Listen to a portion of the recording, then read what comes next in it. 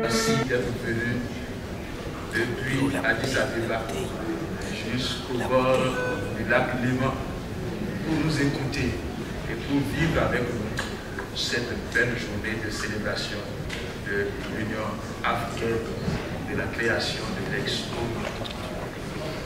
Mesdames et Messieurs les ambassadeurs, chers participants, c'est avec un grand plaisir et grand honneur que je prends donc la parole à ce stade de nos célébrations pour m'acquitter d'un devoir très agréable, celui de vous présenter mes chaleureux remerciements et sentiments de reconnaissance pour avoir honoré nos célébrations.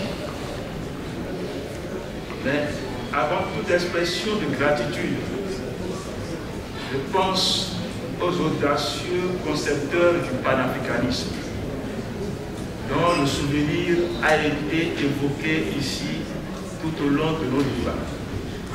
Nos pensées vont également aux pères fondateurs de l'Organisation de l'Unité africaine. Ils ont osé, ils ont réussi. Je ne peux pas citer de nom, en tout cas, ce sont tous pour nous des héros. Et une pensée spéciale et très affective à Nelson Mandela, au président Mandela.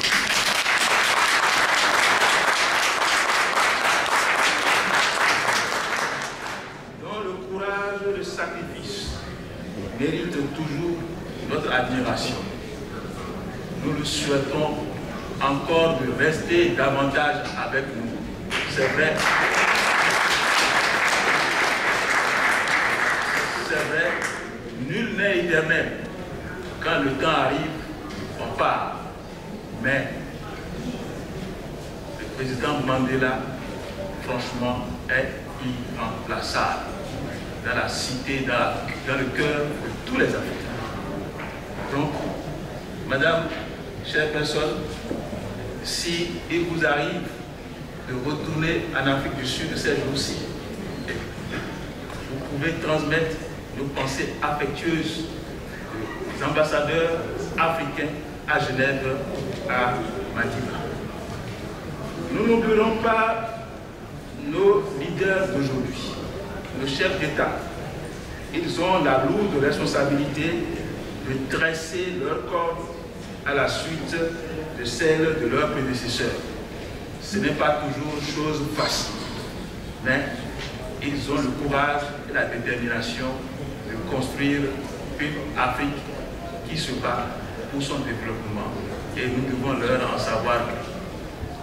Je voudrais également exprimer ma reconnaissance d'abord au président Obasanjo qui nous a quittés et qui est toujours très actif et qui, en dépit de ses multiples obligations, n'a pas hésité à nous rejoindre et à partager notre bonheur de ce jour, de célébrer l'Afrique. On l'appelle affectueusement dans ma sous-région, parce que je suis de l'Afrique de l'Ouest, des voisins du Nigeria et du Sud du Bénin, on l'appelle affectueusement Baba. Baba, cela signifie le sage patriarche en Yoruba, dont la présence nous rassure. Il nous a rassurés par ses propos, il nous a rassurés par tout ce qu'il nous a dit cet après-midi ici à Genève. Maintenant, j'en viens à Son Excellence Dr Nkosazana Dlamini-Zuma. Je voudrais lui exprimer en votre nom à vous tous toute notre reconnaissance. Présidente de la Commission de l'Union africaine, qui conduit magistralement notre organisation et qui a su toujours répondre présente en dépit de ses multiples engagements à tous les rendez-vous lorsqu'elle est sollicitée. Madame la Présidente, vraiment merci et un merci sincère. Vous vous battez depuis que vous avez...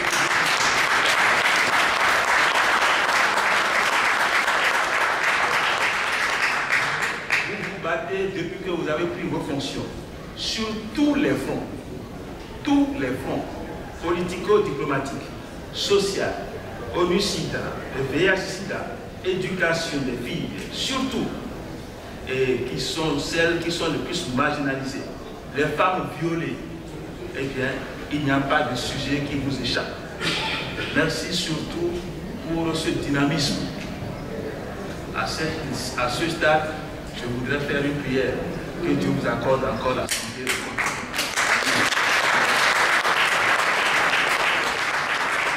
Merci pour votre franchise. Vous l'avez démontré tantôt au cours des débats. Vous n'avez pas peur d'affronter les gens.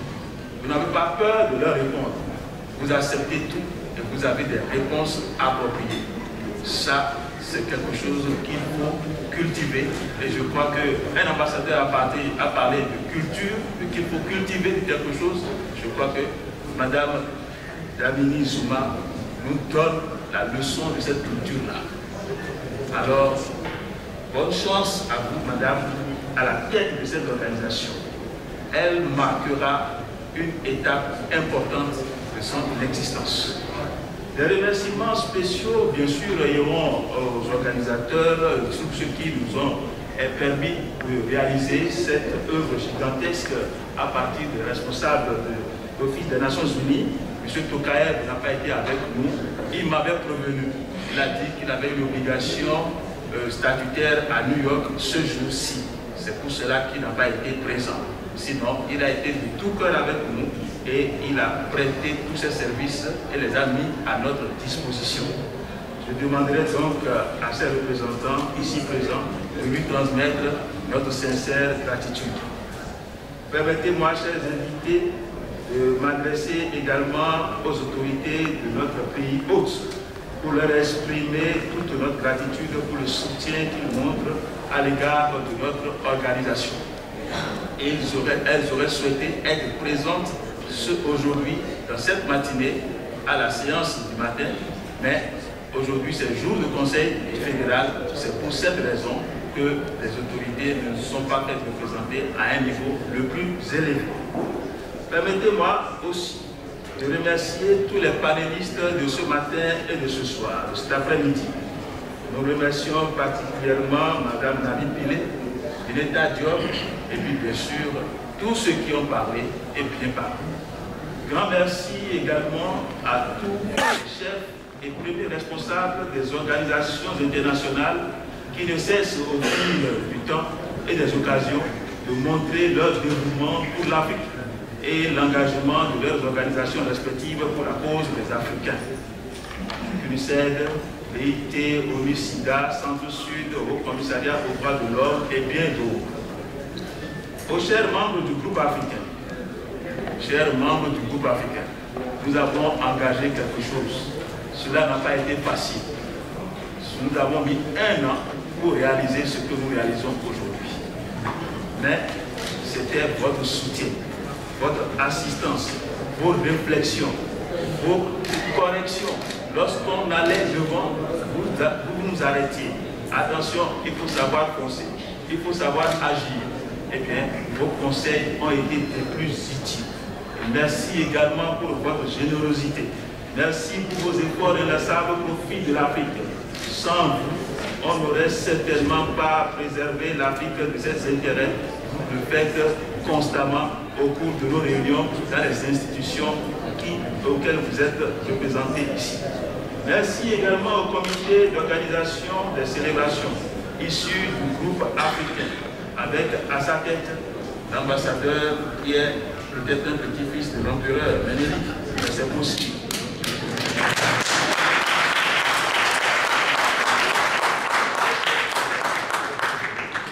L'ambassadeur Ménélique Alémon Bitaou, représentant permanent d'Éthiopie, qui s'est personnellement impliqué et a pris de son temps, de son énergie pour que nos célébrations soient couronnées de succès.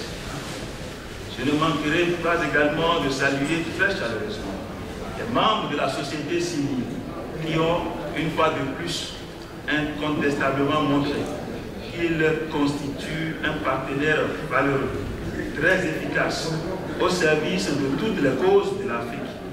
Les festivités qu'ils ont organisées avant-hier en sont une manifestation indiscutable. Ils ont été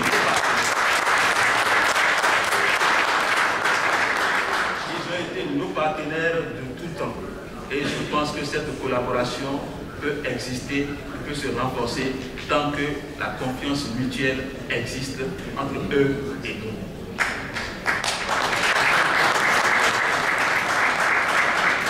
Permettez-moi enfin de remercier tout le personnel de la délégation permanente de l'Union africaine qui, en dépit des moyens limités, ce n'est pas parce que la présidente est là que je dis ça,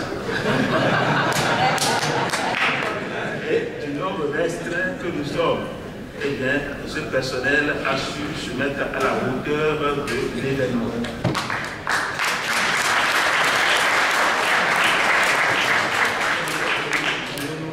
Les interprètes, grâce à qui les échanges ont été facilités. S'il n'y a pas de communication, comme l'a dit la chère personne, eh bien, tout ce que vous faites ne sera jamais su. Ces interprètes nous ont permis de nous communiquer entre nous et de dire ce que nous pensons et ils vont interpréter dans les langues qui nous conviennent.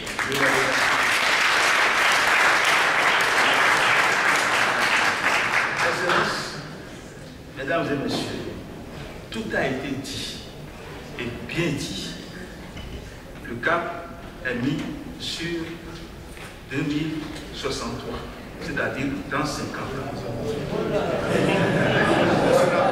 Pour les 50 prochaines années, nous devons atteindre la vision que Madame, la chère personne, a présentée au chef d'État le 25 mai dernier.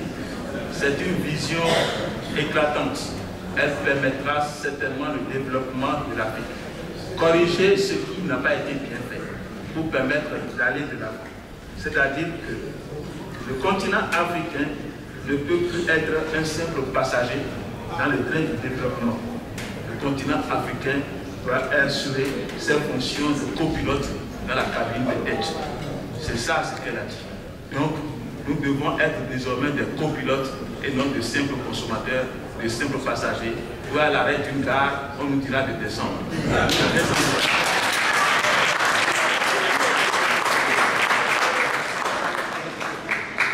Voilà, Monsieur le Président.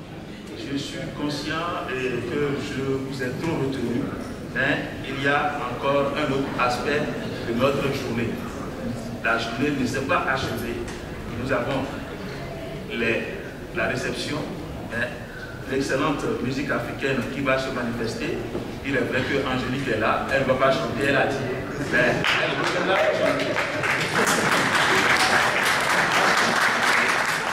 Il y a également l'inauguration.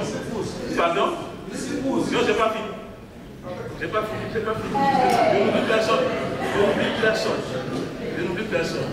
Il y a également l'inauguration des œuvres qui sera faite tout à l'heure par Madame la chère personne.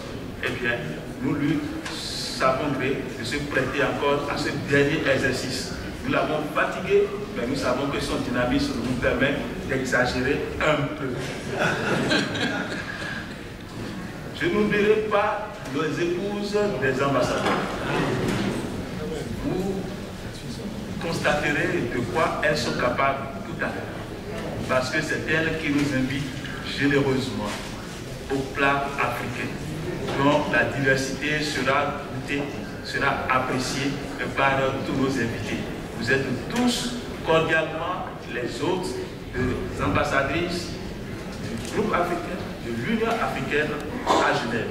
Donc, je vous souhaite par avance bonne réception et puis bien sûr, bonne musique et bon appétit. Bonsoir, je vous remercie.